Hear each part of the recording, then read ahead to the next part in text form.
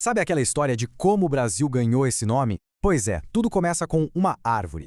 Uma única árvore que não só deu nome a uma nação gigante, como também definiu todo o primeiro ciclo econômico dessa terra. É uma história em tanto, e é ela que a gente vai desvendar hoje. Para a gente entender o tamanho da coisa, vamos voltar lá para 1500. Pensa só, Portugal estava no auge, o rei do comércio mundial. Os navios chegavam da África e da Ásia abarrotados de especiarias, seda, ouro, coisas que valiam uma fortuna. E aí, no meio disso tudo, eles encontram uma terra nova aqui na América. E o que tinha aqui? Bom, de cara, um enorme ponto de interrogação. É isso mesmo. Comparado com o que eles tiravam das Índias, a terra de Santa Cruz, como foi chamada no início, foi uma baita decepção. Sabe, cadê o ouro? Cadê as especiarias que davam tanto lucro? Não tinha nada disso à vista. Era, na verdade, um problemão estratégico. Então, o nosso roteiro hoje vai ser esse. A gente começa com essa decepção inicial, essa terra de ninguém.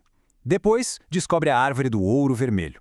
Vamos ver como ela era extraída num sistema bem controverso, a briga que isso gerou com a França e, no final, o legado gigantesco que essa árvore deixou para a história. No comecinho, o foco de Portugal era totalmente outro, era o Oriente. O Brasil, sério, era visto mais como uma parada exótica no meio do caminho. Tinha bicho diferente, papagaio, macaco, mas e o lucro? O lucro imediato que o Império precisava desesperadamente. Ninguém via. Mas aí, no meio daquela paisagem que parecia não ter nada de valor, eles encontram uma coisinha. Um produto que, olha, tinha um potencial gigantesco no mercado europeu. E isso ia mudar o jogo completamente. E aqui entra a grande estrela. Ou talvez a grande vítima da nossa história. Uma árvore. O famoso pau-brasil. Que, aliás, os povos tupis já conheciam muito bem. Chamavam de ibirapitanga. Tá, mas por que uma árvore valia tanto? A gente tem que pensar que naquela época não existia corante artificial. Cor era artigo de luxo, de poder. E o pau-brasil, ele fornecia um pigmento de um vermelho super vibrante. Era a cor da realeza, da nobreza. Era literalmente o ouro vermelho daquele tempo. E o mais impressionante, não era algo raro. A estimativa é que existiam, pasmem, uns 70 milhões de árvores de pau-brasil pela costa. É um número absurdo. Uma riqueza natural numa escala que a gente mal consegue imaginar, ali só esperando para ser explorada. E não era só para atingir tecido, não. O valor dessa madeira ia muito além. Por ser super densa, muito resistente, ela também virava móvel de luxo, coisa fina. E mais importante ainda, era usada para construir navios, os mesmos navios que Portugal precisava para continuar sua expansão pelo mundo. Olha que coisa. Ok, a gente já entendeu que o negócio era valioso. Mas pensa bem. Como é que se tira isso de uma floresta gigantesca, super densa, sem ter nenhuma cidade ou estrutura por aqui? A resposta veio da mão de obra indígena, através de um sistema de troca que ficou conhecido como escammo. O esquema era bem direto. Os indígenas, que, claro, conheciam a mata como ninguém, faziam todo o trabalho pesado. Derrubavam as árvores e carregavam aquelas toras enormes até a costa. Lá, nas feitorias, que eram tipo uns postos comerciais, eles trocavam essa madeira por produtos que os europeus traziam.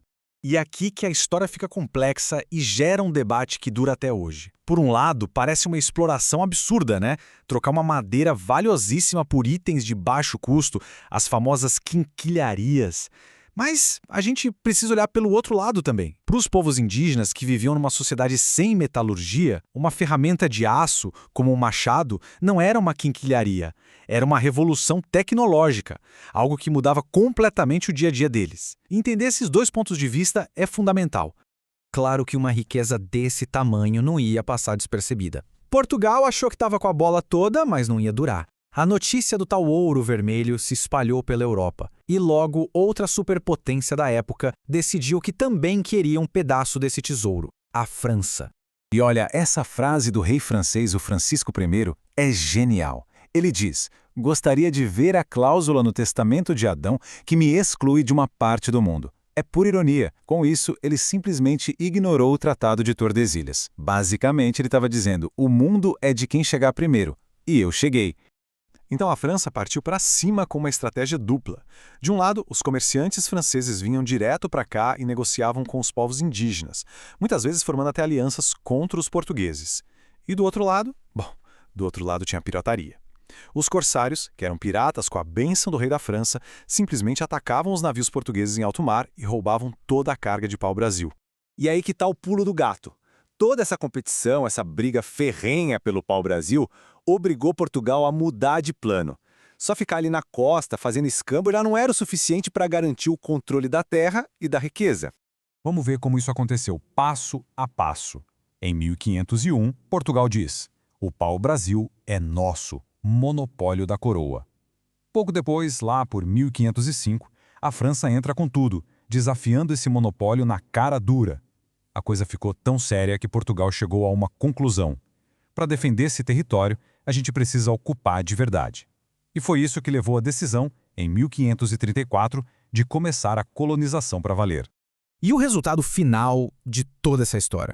É um balanço bem agridoce, né?